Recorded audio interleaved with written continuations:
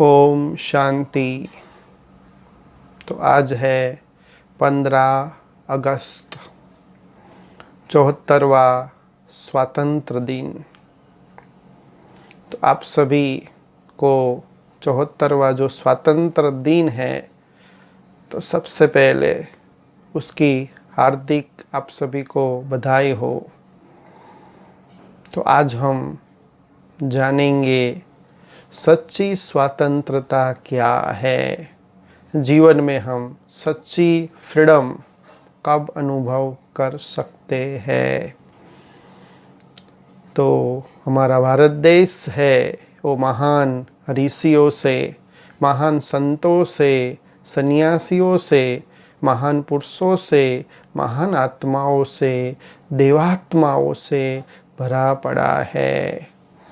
उस भारत देश के हम वतनी हैं, जहाँ डाल डाल पर सोने की चिड़िया करती थी बसेरा, वो भारत देश है मेरा।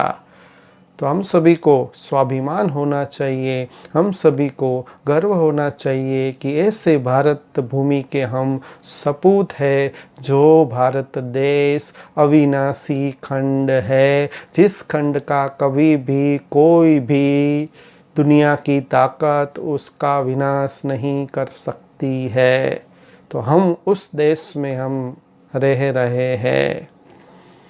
तो ये जो भारत भूमि है वो सभी देशों में से महान तीर्थ स्थान है, क्योंकि मनुष्य जब भगवान की खोज के लिए निकलता है, भगवान को मिलने के लिए, उसको पाने के लिए, उसको देखने के लिए, उसका साक्षात्कार करने के लिए जब यात्रा शुरू करता है, तो सबसे पहले यात्रा शुरू करता है भारत देश से। क्योंकि दुनिया के सभी मनुष्यों को मालूम है कि भारत वो देवी देवता, वो महान ऋषियों से भरा हुआ है, और साक्षात स्वयं भगवान मिलेंगे तो भारत देश में ही मिलेंगे। तो सभी मनुष्य जब भगवान की प्राप्ति करने के लिए आगे बढ़ते हैं, पुरुषार्थ करते हैं, संकल्प करते हैं, तो उसका प्रयाण, उसकी शुरुआत भारत देश से होती है।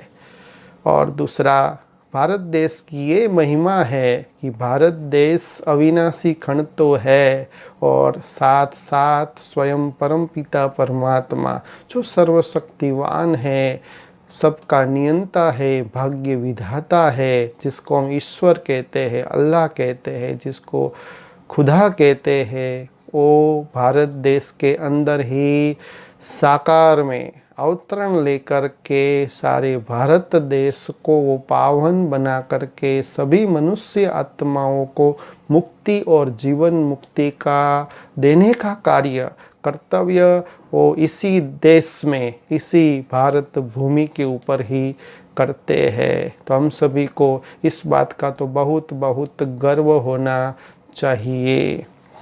तो आज हम जानेंगे सच्ची स्वतंत्रता के बारे में। जैसे भारत देश को स्वतंत्र कराने के लिए परतंत्र था अंग्रेजों की गुलामी में। कितने सालों तक अंग्रेजों ने भारत देश के वतनियों को, भारत देश को गुलाम बना दिया। तो जिस गुलामी से छुड़ाने के लिए नेतृत्व के रूप में गांधी जी ने कितनी जहमत की, कितना पुरुषार्थ किया, कितना परिश्रम किया, कितना सत्याग्रह किया, और कितने कितने उन्होंने कष्ट सहन किए। और जो स्वतंत्र उनके जो भी साथीदार थे उन्होंने भी, और कितने शहीद हो चुके ये भारत देश को स्वतंत्र बनाने के लिए। तो उन सभी ने अपना जीवन बलिदान दे दिया, अपनी मौत की भी उन्होंने परवाह नहीं रखी। लेकिन हम सभी को ये सच्ची स्वतंत्रता जो आज हम अनुभव कर रहे हैं, वो जो भी शहीद हो गए हैं उनके बलिदान से ही आज हम सच्ची स्वतंत्रता का अनुभव कर रहे हैं। तो आज हम दिल से और मन से वो जो बलिदान जिसने दे दिया है, ऐसे स्वतंत्र सेनानी को हम सल्यूट करेंगे और दिल से उनको याद करेंगे। तो वो जो अंग्रेज थे जिन्होंने भारत देश को गुलाम बनाया, वो तो स्थूल नेत्र से देख सकते थे कि उन्होंने हमारे ऊपर राज्य किया, हमको गुलाम की तरह रखा। लेकिन सोचने की ये बात है कि आज भारत देश स्वतंत्र हो चुका है, लेकिन जो भारत देश के जो व्यक्ति है, जो मनुष्य है, वो आज भी परतंत्र है। तो आप सोचेंगे कैसे आज का व्यक्ति परतंत्र है, वो गुलाम है। तो बात ये है कि आज का जो व्यक्ति है, भारत देश का जो मनुष्य है, व्यक्ति है, आज वो स्वतंत्र होते हुए भी अपना जो स्वभाव है, अपना जो संस्कार है, अपना जो भी आदतें हैं, उससे वो गुलाम हो चुका है। जो नहीं बोलना है वो बोल देता है, जो नहीं देखना है वो देख लेता है, जो नहीं करना है वो कर लेता है। अपनी जो इंद्रियां है उसका वो गुलाम है। वो अंग्रेज तो दिख सकते थे, लेकिन आज ये माया रूपी जो अंग्रेज है, जो घर घर के अंदर एक भी ऐसा व्यक्ति नहीं है जो गुलाम नहीं है। सबके मन और बुद्धि के अंदर ये अंग्रेज ने, ये माया ने, ये विकारों ने घर कर लिया है। तो माया क्या है? तो ये जो 5 विकार है, जो काम है, जो क्रोध है, लोभ, अहंकार, ईर्षा, द्वेष, ग्लानि, परपंच करना, मारामारी करना, लूटपाट करना, नफरत रखना, घृणा रखना, ये जो सारा ही विकार है, ये जो सारी माया है, वो माया ने आज के व्यक्ति को, हर इंसान को अपना गुलाम बना दिया है। तो आज हम अपने आप को देखें कि आज हम गुलाम भी है और हम ही गुलाम हैं, और हमको ही ये गुलामीपन से मुक्त होना है। तो जब तक हम दूसरे के ऊपर डिपेंडेंट रहेंगे, दूसरों के ऊपर हम आधार रखेंगे, तब तक हम सच्ची स्वतंत्रता का, सच्ची फ्रीडम का अनुभव नहीं कर सकते हैं। कहने का मतलब ये है कि जब भी कोई परिस्थिति आती है हमारे समक्ष, तब 2 ऑप्शन होते हैं। जैसे कोई भी परिस्थिति आई, उस परिस्थिति में हमको 2 ऑप्शन है, झूठ भी बोलना है और सच भी बोलना है। लेकिन हम अंदर सोचते हैं कि झूठ बोलने से किसी को पता नहीं पड़ेगा और हमारा अच्छा परफॉर्मेंस होगा, हम अच्छे दिखेंगे। सत्य को चूज नहीं कर सकते हैं। तो पहले तो हमारे पास फ्रीडमता होती है, स्वतंत्रता होती है, 2 ऑप्शन होते हैं। कौन सा ऑप्शन हम चूज करें, सिलेक्ट करें। लेकिन जब हम लगातार, निरंतर झूठ को ही सिलेक्ट करते हैं, तो हमारे संस्कार बन जाते हैं। फिर वो संस्कार ऑटोमेटिक मोड में आ जाते हैं, और जब ऐसी परिस्थिति आती है, ऐसा कोई हमको निर्णय लेना होता है, तब वो ऑप्शन नहीं आते हैं, हम झूठ का ही सहारा लेते हैं, क्योंकि ये हमने झूठे संस्कार हमने बना दिए, और हम ही फिर खुद गुलाम बन जाते हैं, अपने संस्कार के वश हो जाते हैं, और फिर कहते हैं कि यही मेरा संस्कार है। तो ये संस्कार सोचने जैसी बात है कि ये संस्कार किसने बनाए, किसने क्रिएट किए। पहले तो आपको 2 ऑप्शन मिले थे, लेकिन आपने झूठ का ही सहारा लिया। लोक लाज के कारण, अपना व्यक्तित्व के कारण, अपनी मान शान के कारण तो ये आपकी गंदी आदत बन गई। तो ये है सच्ची गुलामी। तो ये सच्ची गुलामी है।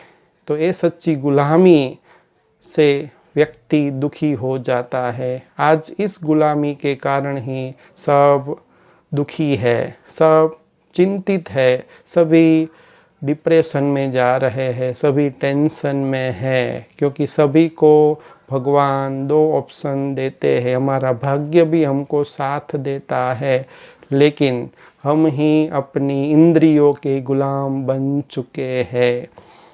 तो आज भारत देश के वतनी स्वतंत्र होते हुए भी मैं तो ऐसा कहता हूँ कि सब परतंत्र है। सच्ची स्वतंत्रता तब मानी जाएगी कि जब ये विकारों की गुलामी से, अपने आसुरी स्वभाव से, गंदी आदतों से जब वो छुटकारा प्राप्त कर लेंगे, अपने मन और बुद्धि को फ्री कर देंगे और हमेशा सत्यता का सहारा लेंगे, दूसरे के कल्याण के लिए जिएंगे, दूसरों का सहयोगी बनेंगे और जब स्वयं का परिवर्तन करेंगे।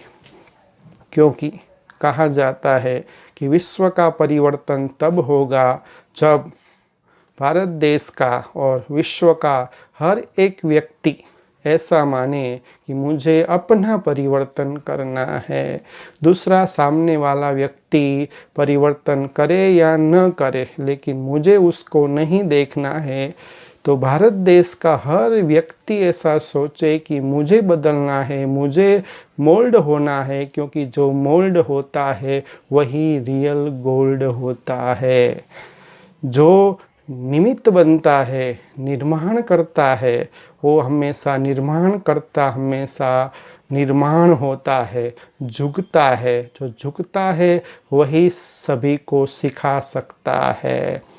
तो इसलिए सच्ची स्वतंत्रता यदि आप सभी पाना चाहते हो तो पहले पहले ये जो माया रूपी अंग्रेज अंदर घुस गए हैं और अपना साम्राज्य जो प्रस्तापित किया है और हमको दुखी बनाया है, हमको परेशान किया है, हमको निराश किया है, तो जब तक ये अंग्रेज को अपने हृदय के अंदर, अपने मन के अंदर से नहीं निकालेंगे, तब तक आपको सच्चे मन की सुख और शांति का अनुभव नहीं हो सकता।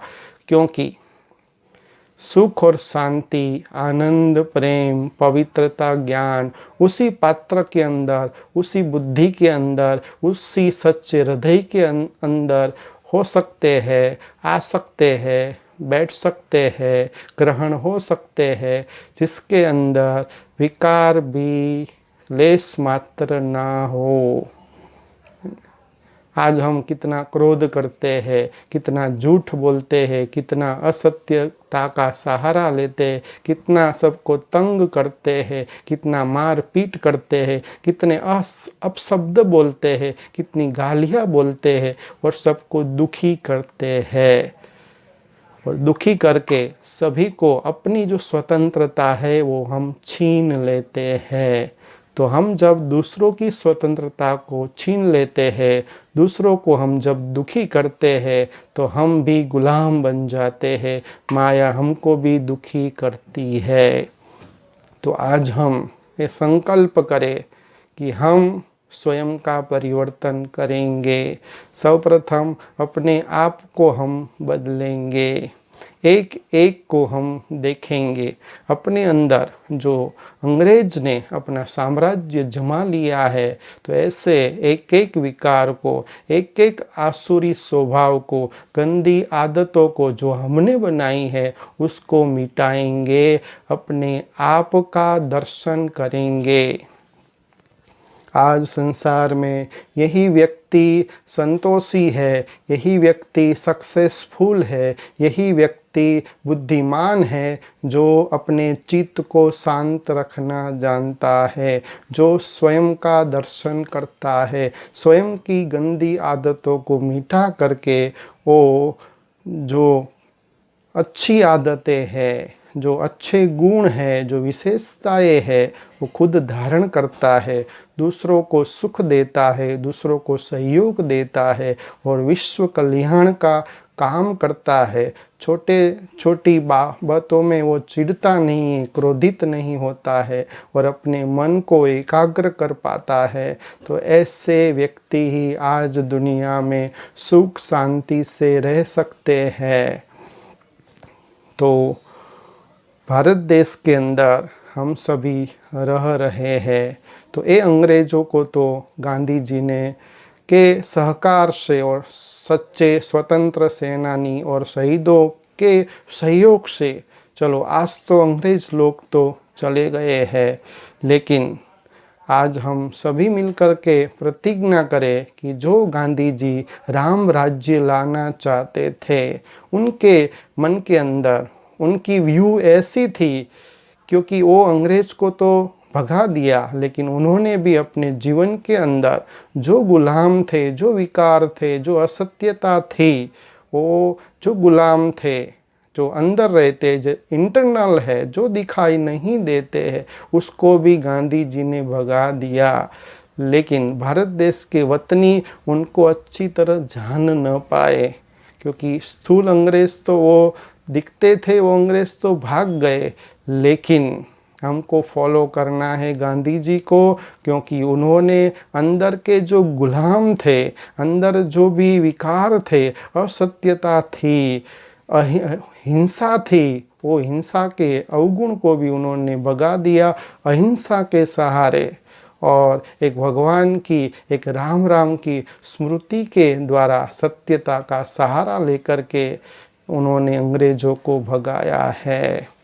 तो आप सभी भी सच्चा राम राज्य भारत देश के अंदर लाना चाहते हैं, और इसीलिए कहा जाता है कि भारत देश पहले, वर्षों पहले, हजारों साल पहले ऐसा ही भारत देश था जहाँ डाल डाल पर सोने की चिड़िया करती थी बसेरा, जहाँ कोई भी दुख अशांति नहीं थी, जहाँ एक ही धर्म था, एक ही भाषा थी, एक ही मत था, जहाँ सब सोल कला संपूर्ण थे। जो भी आत्मा की जो क्वालिटी है, जो भी उनके अंदर पवित्रता है, जो उनके अंदर शांति है, जो उनके अंदर सुख है, जो उनके अंदर सच्ची शांति है और सच्ची शक्ति है, वो देवी देवता खुद अनुभव करते थे। तो ऐसी दुनिया जिसमें वाघ और गाय एक घाट पर पानी पीते थे, इवन पशुओं के अंदर भी लेस मात्र भी हिंसा नहीं थी, वहाँ जहाँ कोई भी लड़ाई झगड़ा नहीं होता था, जहाँ कोई कोर्ट कचहरी पुलिस नहीं थे और कोई भी प्रकार की बीमारियां नहीं थी, जो आज कलयुग के अंदर आप सभी जानते कि जो वायरस ने सारे दुनिया को कैसा बना दिया है और सारी दुनिया अभी उससे लड़ने के लिए कितनी मेहनत कर रही है, कितनी डर रही है। तो सतयुग के अंदर जब नई दुनिया थी, जब भारत देश सोने की चिड़िया था, तब एक भी रोग नहीं था। सब देवी देवता की, सब मनुष्यों की, सतोप्रधान मनुष्यों की जो भी काया थी वो कल्पतरु मुआफिक थी, निरोगी काया थी और संपदा इतनी थी कि सबके महल हीरे जवाहरातों से, सोने से बनते थे, सोने की ईंटें थी और घी दूध की नदियाँ बहती थी। तो सभी जो देवी देवता थे वो 16 कला संपूर्ण निर्विकारी, मर्यादा पुरुषोत्तम और डबल अहिंसक थे। तो सच में ऐसा राज्य था भारत देश के अंदर, इसीलिए भारत देश की इतनी महिमा है। तो धीरे धीरे यही भारत देश उतरते उतरते त्रेता युग आया।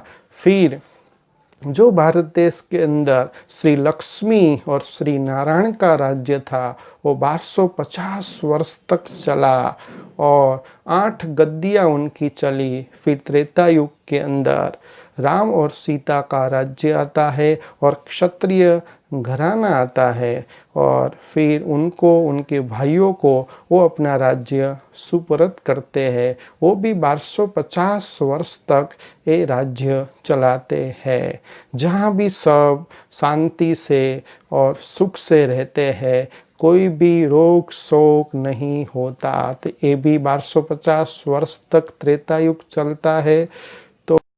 तो 1250 और त्रेता 1250, 2500 वर्ष तक, जिसको नई दुनिया कहा जाता है, जिसको पैराडाइस कहा जाता है, जिसका गीता में भी उल्लेख है कि स्वर्ग, स्वर्ग वैकुंठ, तो ये है सच्चा वंडर ऑफ दी वर्ल्ड। आज दुनिया में 7 अजायबी है, लेकिन सबसे सृष्टि के अंदर अजायबी है वो है स्वर्ग, जो भारत देश के अंदर 2500 वर्ष तक चला। सभी मनुष्य के अंदर जरा भी विकार नहीं थे, उनको अपने स्वरूप की स्मृति थी, क्योंकि जरा भी उनको देह का भान, शरीर का भान नहीं था, जरा भी किसी के प्रति आकर्षण नहीं था। तो 2500 वर्ष तक भारत देश के अंदर ऐसा देवी देवताओं का राज्य चला।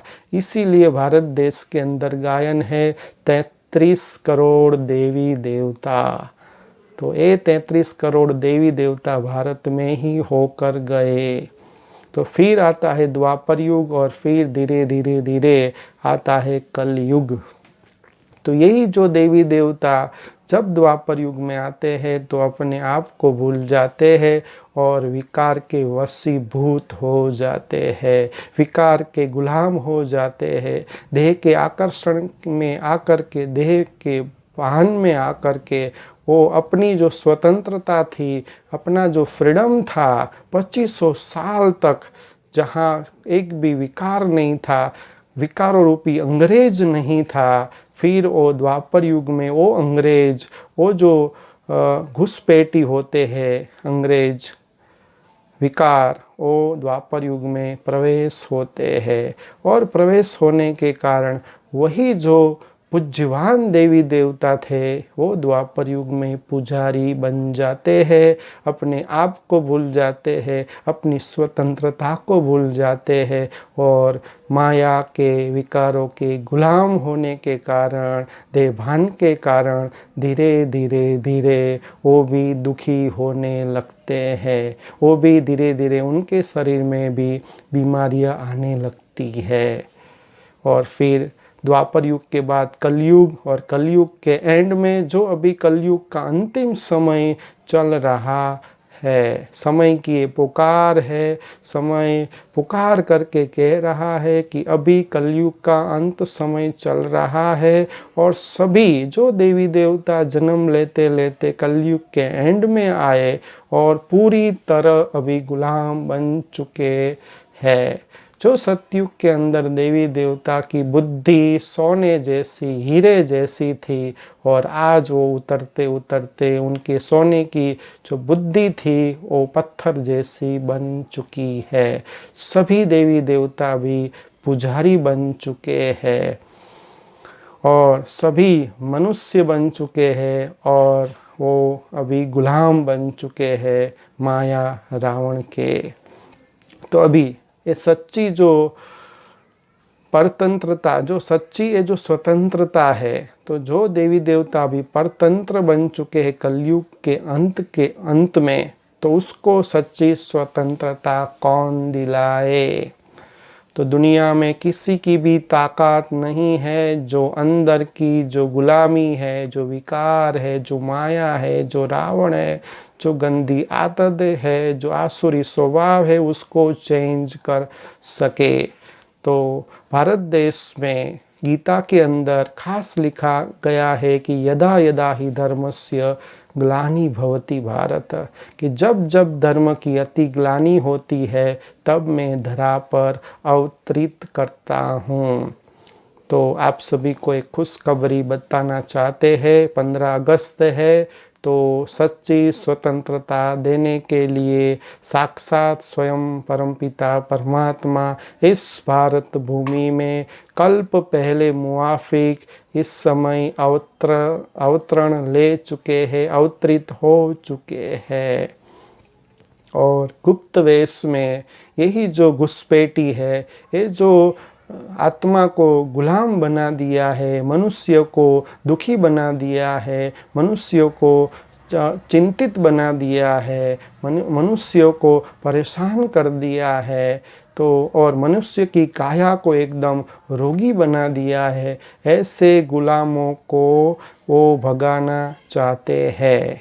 तो ये जो परमपिता परमात्मा आकर के एकदम ऐसी सहज युक्ति बताते हैं और सहज पुरुषार्थ कराते हैं, जिस सहज युक्ति से, सहज ज्ञान से और सहज राजयोग से आप ये जो गुलाम है, ये जो घुसपैठी है, ये जो विकार है, उससे हम मुक्त बन सकते हैं।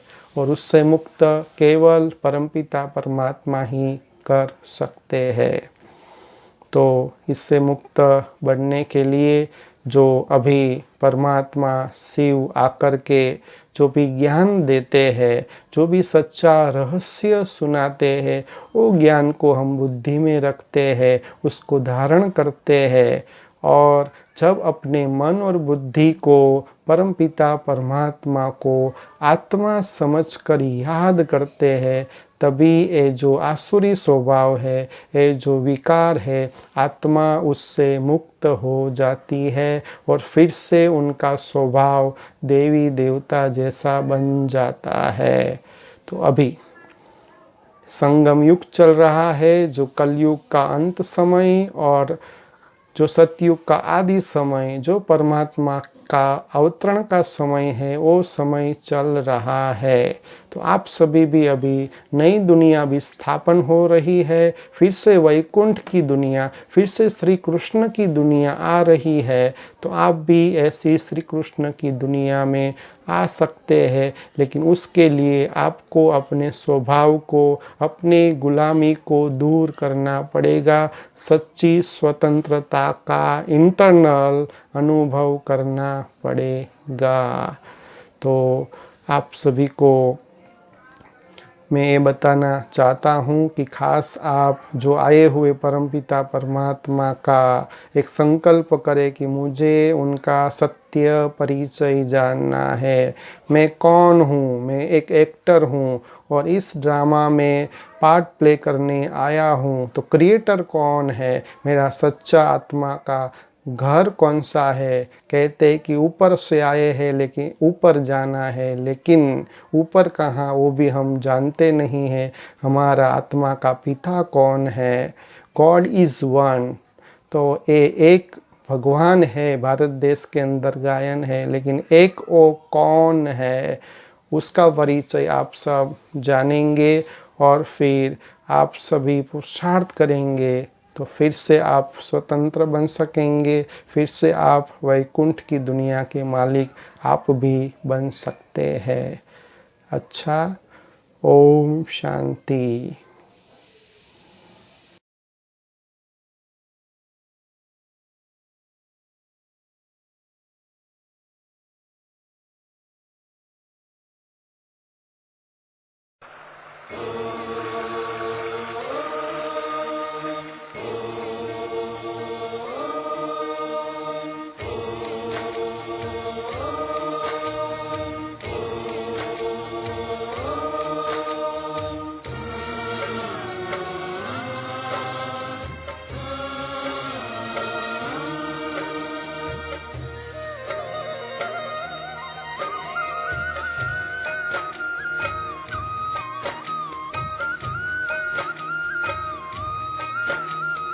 भारत फिर भरपूर बनेगा,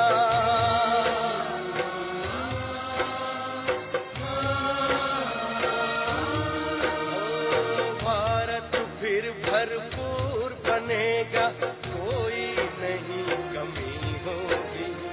हीरों से आकाश भरा, मोती से भरी जमीन होगी। भारत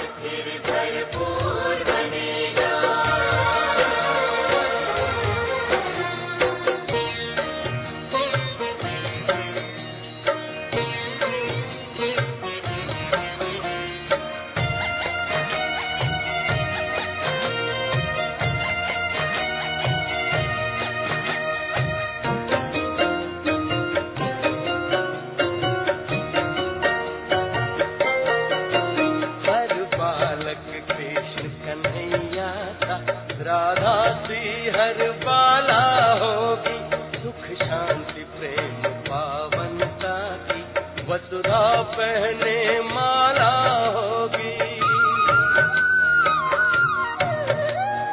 हर बालक कृष्ण कन्हैया सा, राधा सी हर बाला होगी, सुख शांति प्रेम पावनता की वसुधा पहने माला होगी। नर होंगे श्री नारायण और नारी श्री लक्ष्मी होगी। नर होंगे श्री नारायण और नारी श्री लक्ष्मी होगी। हीरों से आकाश भरा, मोती से भरी जमीन होगी, कोई नहीं कमी होगी। भारत फिर भरपूर बनेगा।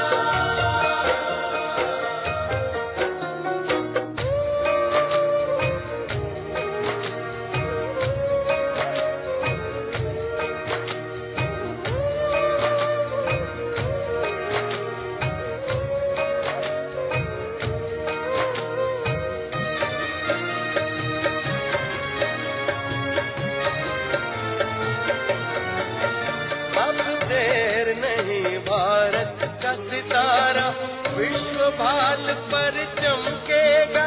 नारी शक्ति पूजित होगी, सौभाग्य का सूरज दमकेगा। अब देर नहीं, भारत का सितारा विश्व भाल पर चमकेगा। नारी शक्ति पूजित होगी, सौभाग्य का सूरज दमकेगा। सत धर्म के चारों पांवों पर सतयुग की सृष्टि थमी होगी। सत धर्म के चारों पांवों पर सतयुग की सृष्टि थमी होगी। हीरों से आकाश भरा, मोती से भरी जमीन होगी, कोई नहीं कमी। भारत फिर भरपूर बनेगा।